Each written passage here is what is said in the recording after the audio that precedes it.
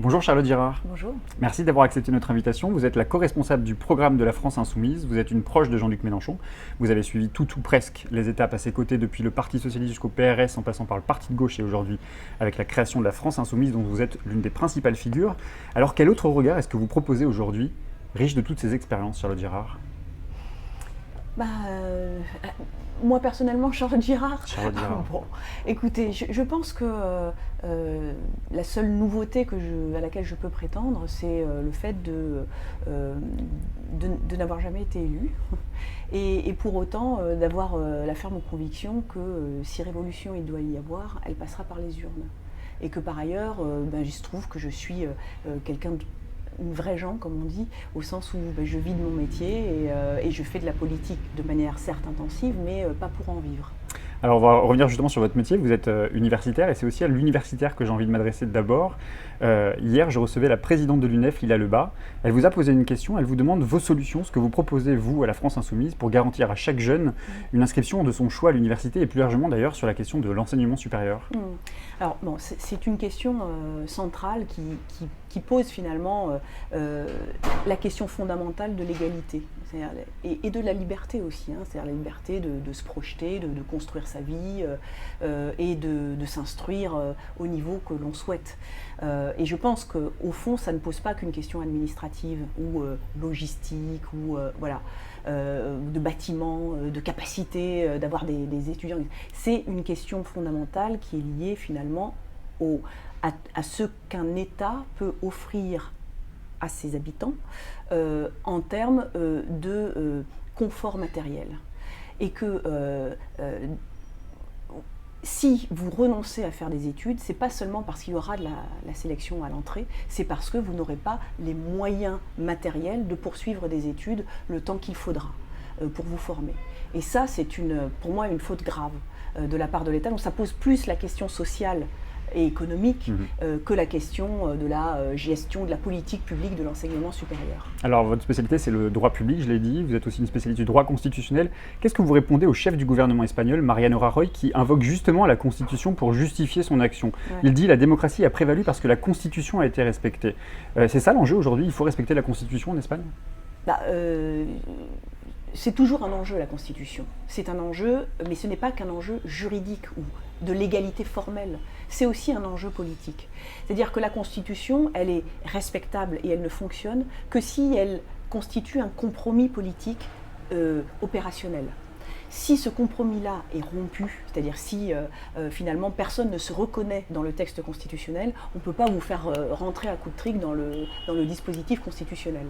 Et c'est ce que probablement le gouvernement libéral actuel de l'Espagne cherche à faire, c'est-à-dire imposer à toute force le respect d'une règle. Or, je pense que pour ce qui est de la règle fondamentale, c'est-à-dire la Constitution, vous pourrez faire avoir toutes les arguties juridiques, les débats d'experts, etc. Si il n'y a plus de consentement au contrat social, c'est-à-dire à la norme fondamentale, votre norme fondamentale disparaît et n'a plus de sens. Au moment où on se parle, il n'y a toujours pas eu de réaction de la France. Qu'attendez-vous d'Emmanuel Macron et du gouvernement justement sur la situation en Espagne? Qu'il prenne ses responsabilités comme un gouvernement européen, donc il fait partie quand même d'un ensemble européen. Mais le silence de l'Union européenne plus généralement d'ailleurs. C'est incroyable, je veux dire, il y a une responsabilité mais coupable. Et presque, je pense que c'est comme vous savez, les actes manqués, les non-dits qui révèlent en fait la pensée profonde de cet espace dans lequel finalement la question de l'éclatement des États-nations n'est peut-être pas si négative, si non souhaitable que cela. Mais Charlotte Girard, si vous étiez en responsabilité aujourd'hui, est-ce que vous appelleriez à un référendum national? Est-ce que vous appelleriez à une levée, ou en tout cas à des sanctions contre la répression de la police? Qu'est-ce que vous feriez si vous étiez en responsabilité? En France. Bon, si vous étiez responsable française bien sûr, et que vous deviez interpeller vos voisins espagnols. Bon, déjà, je ferai en sorte, puisque maintenant il est de coutume de regarder chez les voisins s'ils sont bien conformes on va dire, aux règles des États libéraux, notamment sur l'emploi de la force et de l'usage, disons, des forces de police pour le retour à l'ordre public.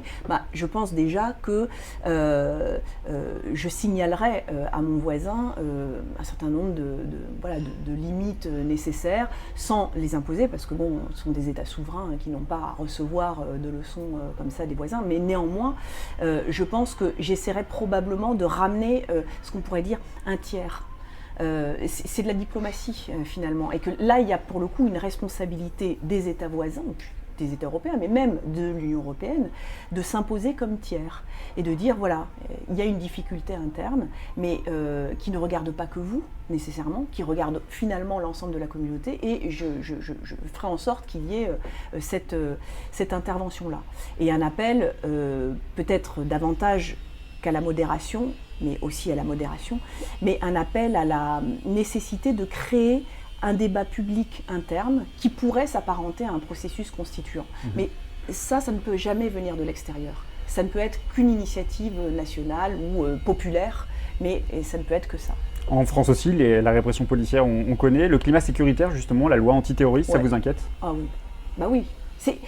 Pour moi, ce qui se passe en Espagne est le reflet de ce qui a pu se passer, par exemple, sur la loi travail, pendant les manifestations de la loi travail, ce qui pourrait se passer là si effectivement le mouvement social prend le dessus en France. Et on peut très bien imaginer qu'au regard des normes sécuritaires qui maintenant ont le dessus en France, eh bien qu'il y ait un risque finalement de dérapage de ce genre, parce qu'on comprend bien que finalement la motivation, la montée en charge des dispositifs sécuritaires, elle est bizarrement coïncidente avec la montée en charge des mouvements sociaux.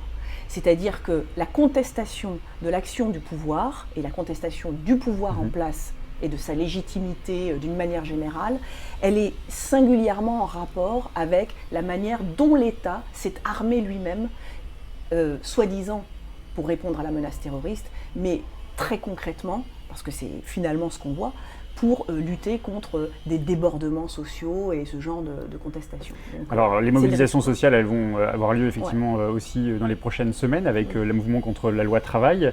Vous avez lancé les casserolades. Quel bilan vous en faites d'ailleurs? Le Monde a parlé de mobilisation étendue mais pas massive. C'est quoi la suite? La suite, c'est le 10 notamment. Non, mais je veux vous dire que les casserolades, ça prend sa place à l'intérieur d'une succession de mobilisations qui ont des formes très diverses. L'idée, c'est de montrer en fait la diversité du mouvement social, l'inventivité, la créativité, de sorte... L'intérêt est très stratégique. C'est l'idée que nous ne pouvons pas nous contenter et seulement nous appuyer sur les mouvements syndicaux. Sur la résistance et la capacité de réaction. Et pourtant, vous appelez justement les syndicats à intervenir sur les Champs-Élysées, à se mobiliser. C'en est où d'ailleurs l'appel de Jean-Luc Mélenchon lancé aux syndicats? On n'en sait pas plus? Non, pour le moment, vous savez, c'est des mouvements qui se construisent parce que, vu l'objectif, c'est quand même 1 million. C'était ça l'appel. Donc, si l'objectif c'est ça, c'est pas quelque chose qui se construit en 2 secondes, etc. Mais comme les casserolades d'ailleurs, ce qui explique que ce n'est pas été non plus complètement massif, mais c'est montrer à quel point on peut finalement prendre un même problème, une même difficulté de tous les secteurs de la société. C'est-à-dire tous les secteurs de la société peuvent s'impliquer d'une manière ou d'une autre, d'une forme ou d'une autre, et être efficaces. Alors vous allez présenter dans les prochains jours un contre-projet budgétaire de la France insoumise. C'est ça qui manque à votre espace politique, l'espace de la gauche radicale. La crédibilité, vous allez essayer de gagner du terrain pour montrer que vos propositions sont crédibles et peuvent largement dépasser les 7 millions de personnes qui vous ont fait confiance? Ouais, alors moi je ne l'opposerai pas aux méthodes de la gauche radicale. C'est pareil, c'est un kaléidoscope. Tout ça contribue, c'est le même objectif, c'est la même perspective. Mais on a divers leviers, divers moyens d'action, diverses formes de communication sur une même idée, qui est la contestation de ce qui se fait actuellement, et surtout, pas seulement la contestation, c'est la possibilité d'une alternative. Et ça, c'est extrêmement important de crédibiliser l'alternative. Et donc, un contre-budget, ça fait partie de ça. Vous savez, c'était comme lorsque, pendant la campagne, nous avons fait notre émission sur le chiffrage. Et donc, le fait de chiffrer et donc de rendre tangible à des gens qui vous rappellent sans arrêt que vous n'êtes pas réaliste, que vous vivez dans un autre monde, etc. Mais non, nous on a aussi une calculatrice et on arrive à chiffrer notre société rêvée. J'ai une dernière question, Charlotte Girard. C'est quoi la France Insoumise aujourd'hui? C'est un groupe de députés? C'est un mouvement politique? Une organisation? Un futur parti? Non, c'est tout ça à la fois. Alors, un futur parti, j'en sais rien, je ne suis pas sûre. Je pense que c'est déjà un mouvement et que ça a vocation à le rester. C'est-à-dire que ce qui nous importe, c'est pas tellement les, on va dire si, j'allais dire c'est pas les formes de l'action, mais en réalité ça nous importe aussi les formes de l'action. Ce que je veux vous dire, c'est que nous ne sommes pas une machine à produire des bureaucraties politiques. Ça nous intéresse pas. En revanche, trouver la forme qui convient à l'objectif recherché, ça c'est notre intention, et que en effet la France Insoumise, ou ce que nous essayons de faire, c'est l'ensemble de ces dynamiques convergentes, appelez ça synergie, appelez ça révolution citoyenne, voilà, c'est ce qu'on cherche à faire. Et dans ces dynamiques, vos relations avec les partenaires de la gauche traditionnelle, elles vont mieux depuis la Fête de l'Humanité?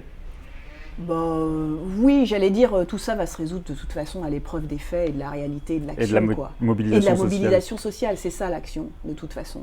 Et on l'a bien vu, dès le 23, il y avait déjà des gens un peu déridés qui étaient là, quoi. Merci beaucoup Charlotte Girard. Demain, je recevrai Manuel Cerveza Marzal. Il est sociologue, spécialiste des questions de désobéissance. Il a notamment écrit un ouvrage sur le mouvement des places en Espagne. On reviendra avec lui sur les questions de démocratie et d'indépendance de la Catalogne. Vous avez une question pour lui? Oui. Et ce ne serait pas une question liée à la Catalogne en particulier, je pense que vous en parlerez avec lui, mais ce serait plus lié justement aux manières pour le peuple d'occuper l'espace. Et en particulier, je pense à ces mouvements dits zadistes ou d'occupation ou d'opposants, etc. Et je me demandais si cet intellectuel avait réfléchi justement ou observé ces formes d'occupation qui ne sont pas, je crois, pour les regarder aussi de là où je suis, qui ne sont pas seulement des formes d'opposition et d'occupation justement, mais aussi des formes d'habitation, c'est-à-dire des propositions de contre-société en elles-mêmes et une autre manière d'habiter l'espace public et l'espace privé aussi. Et en particulier, je pense à ces personnes, je n'ose pas dire militants, mais ce sont aussi des militants, qui habitent à Bure et qui s'opposent au projet d'enfouissement des déchets. Et cette manière-là, et ce sont des gens qui réfléchissent à leur mode d'action, et cette manière-là d'occuper l'espace est particulièrement intéressante et nouvelle, je trouve. Et je me demandais donc ce qu'il avait à en dire, si il a observé ces modes d'occupation de l'espace. On lui transmettra. Merci beaucoup Charlotte Girard. Merci.